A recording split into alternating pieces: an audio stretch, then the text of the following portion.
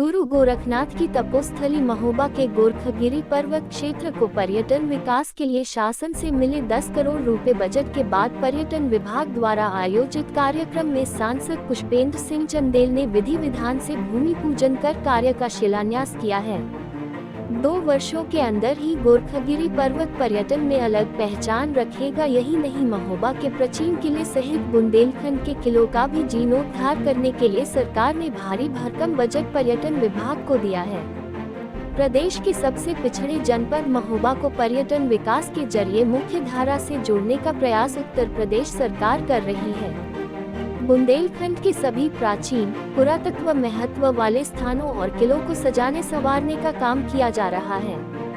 इसी के तहत गुरु गोरखनाथ की तपोस्थली महोबा के गोरखगिरी पर्वत के विकास कार्य का भूमि पूजन कर शिलान्यास बीजेपी सांसद पुष्पेंद्र सिंह चंदेल ने पूजा पाठ कर दिया है। गोरखगिरी पर्वत के नीचे बने शिव तांडव मंदिर में पूजा अर्चना कर कार्यक्रम की शुरुआत की गई। सांसद ने अपने उद्बोधन में कहा कि महोबा में पर्यटन की अपार संभावना है। महोबा का चौमुखी विकास हो रहा है। जिले के श्रीनगर किले के लिए 22 करोड़ स्वीकृत किया गया है। श्रीनगर किले में जल्द कार्य शुरू कराया जाएगा। एल गोखारगिरी के लिए 10 करोड़ रुपए स्वीकृत हुआ है। एल गोखारगिरी बहुत जल्द पर्यटन स्थल के रूप में विकसित होगा। पूरे बुंदेलखंड के एक स्थल को नई ऊंचाइयों पर ले जाने का सरकार का संकल्प है। पूरे बुंदेलखंड के तीर्थ स्थल के लिए 300 करोड़ रुपए स्वीकृत हुआ है। आने वाले समय पर और विकसित किया जाएगा। बुंदेलखंड में लाखों पर्यटक बुंदेलखंड की ओर आकर्षित होंगे। जिलाधिकारी ने अपने उद्बोधन में कहा कि शहर के विभिन्न स्थलों को विकासशील बनाएंगे और उन्होंने कहा कि महोबा में पर्यटन की अपार संभावना है। चरखारी के टोला तालाब को डेवलप करने जा रहे हैं। शिव तांडव का ड्रीम प्रोजेक्ट 10 करोड़ की लागत से कार्य कराया जाएगा और कार्य गुणवत्तापूर्ण कराया जाएगा। खजुराहो के पर्यटक भी महोबा के सूर्य मंदिर व शिव तांडव की ओर आकर्षित होंगे। इस ड्रीम प्रोजेक्ट को जल्द मई माह में पूर्ण कर शिव तांडव स्थान पर जो अपने गोखागिरी पर्वत है, जिसको पर्यटन विभाग से उत्तर प्रदेश सरकार से योगी जी के आशीर्वाद से जो 10 करोड़ रुपए जो अपन को जो बजट प्राप्त हुआ है शिव तांडव के विकास के लिए, आज उसका भूमि पूजन का कार्यक्रम था और इस अवसर पर हम सभी लोगों को यहाँ पर उपस्थित होने का अवसर प्राप्त हुआ। सांसद जी, रोपवे की चर्चा चल रही थी, रोपवे कब तक हो पाएगा? अभी उसकी वो पाइपलाइन में है योजना, उसके लिए डिस्ट्रिक्ट एडमिनिस्ट्रेशन के द्वारा बहुत पहल की जा रही है और वो शासन स्तर पे है।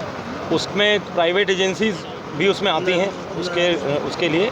तो मैं समझता हूँ कि वो उसका पूरा पर्यटन विभाग पूरा सर्वे करके और जो एजेंसी जो इंटरेस्टेड होंगी वो आकर के उस पर आगे काम करेंगे। सर, कितना वक्त समय दिया गया, समयावधि क्या है इस प्रोजेक्ट की? अब इस प्रोजेक्ट की समय अवधि मैं अभी आपसे करेक्ट नहीं बता सकता, लेकिन मेरे ख्याल से 2 साल के अंदर मई तक पूर्ण हो जाएगा। देखिए, जिस दिन बुंदेलखंड एक्सप्रेसवे का उद्घाटन हुआ था, आपने देखा कि बुंदेलखंड एक्सप्रेसवे का जब उद्घाटन देश के यशस्वी प्रधानमंत्री श्रीमान नरेंद्र मोदी जी ने जब वहाँ पर किया, तो वहाँ पर सैंड आर्टिस्ट जो अपने उड़ीसा के हैं उनको बुलाया गया था NHAI के द्वारा, और अपना कालिंजर का किला, मड़फा का किला वहाँ पर सैंड से बनाए गए थे। तो प्रधानमंत्री जी को जब बताया गया कि ये सब किले यहाँ पर हैं, तो उन्होंने भी बोला कि अरे ये भी बहुत अच्छी आपको जानकारी में, उन्होंने अपने भाषण में भी कहा था कि यहाँ पर अपार संभावनाएं हैं और बुंदेलखंड एक्सप्रेसवे बन गया है। और आप देखें, दुनिया के जितने भी विकसित देश हैं, सभी जगह लोग किलों को देखने के लिए जाते हैं कि क्या किलेबंदी होती थी, कैसे युद्ध की तैयारी करते थे।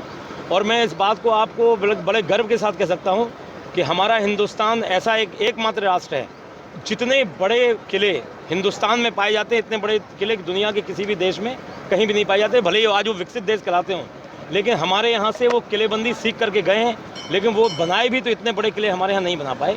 तो मैं समझता हूँ जब अभी किलों का जब ये पूरा काम हो जाएगा, तो पूरे देश के कोने कोने से, हवाई मार्ग से, सड़क मार्ग से, रेल मार्ग से, हर जगह से यातायात के सभी साधनों से बुंदेलखंड की तरफ हर वर्ष लाखों की संख्या में पर्यटक आएंगे। विदेशी पर्यटक भी आएंगे, जो खजुराहो आते हैं, ओरछा आते हैं, झांसी आते हैं, जो बनारस, आगरा, इलाहाबाद जो आते थे, वहीं से लौट जाते थे, वो सब बुंदेलखंड की तरफ आकर्षित हुए। यहाँ पर अपने किलों के लिए लगभग 300 करोड़ से ज़्यादा बजट स्वीकृत हुआ है, जिसमें अपने श्रीनगर के लिए 22 करोड़ रुपये स्वीकृत हुआ है। आगे अपने मड़फा के किले के लिए भी हुआ है, कालिंजर के लिए भी हुआ है, अपना ये सिवड़ा का जो किला है उसके लिए भी हुआ है, रामपुर का किला है उसके लिए भी हुआ है, भरे का है, काफ़ी किले हैं पूरे बुंदेलखंड के लिए। बहुत मतलब अपार संभावनाएं हैं। अभी एक पहली किस्त है, आगे आने वाले समय में इनको और विकसित किया